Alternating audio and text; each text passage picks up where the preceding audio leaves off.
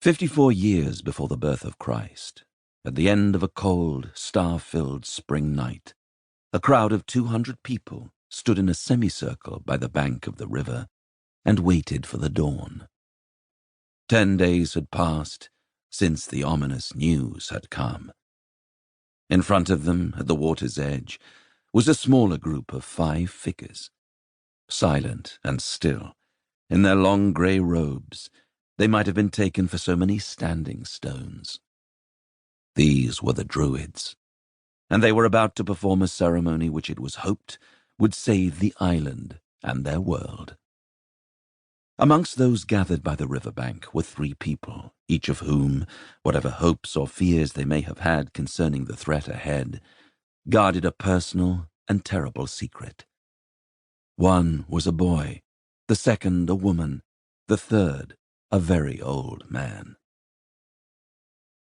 There were many sacred sites along the lengthy course of the river, but nowhere was the spirit of the great river so clearly present than at this quiet place. Here, sea and river met. Downstream in a series of huge loops, the ever-widening flow passed through open marshland, until about 10 miles away, it finally opened out into the long eastward funnel of the estuary and out to the cold North Sea.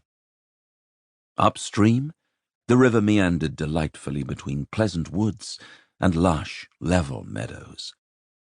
But at this point, between 2 of the river's great bends, lay a most gracious stretch of water, 2.5 miles long, where the river flowed eastwards in a single, majestic sweep. It was tidal. At high tide, when the incoming sea in the estuary reversed the current, this river road was 1,000 yards across. At low tide, only 300. In the centre, halfway along the southern bank where the marshes formed little islands, a single gravel spit jutted out into the stream, forming a promontory at low water, and becoming an island when the tide was high. It was on the top of this spit that the little crowd was standing. Opposite them, on the northern bank, lay the place, now deserted, that bore the name of Londinos. Londinos. Even now, in the dawning light, the shape of the ancient place could be seen clearly across the water.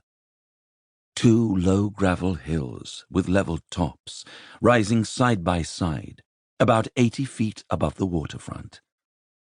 Between the 2 hills ran a little brook. To the left, on the western flank, a larger stream descended to a broad inlet that interrupted the northern bank.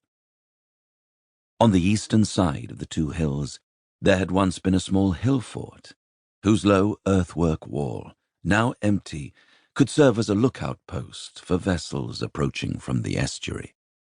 The western hill was sometimes used by the Druids when they sacrificed oxen.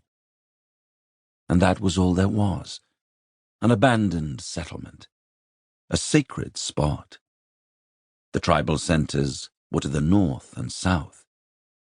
The tribes over whom the great chief Cassivellaunus was master lived in the huge eastern tracts above the estuary. The tribe of Canti, in the long peninsula south of the estuary, had already given that region the name of Kent. The river was a border between them, Londinos, a sort of no-man's land. The very name was obscure. Some said that a man called Londinos had lived there. Others suggested that it might refer to the little earthwork on the eastern hill. But nobody knew.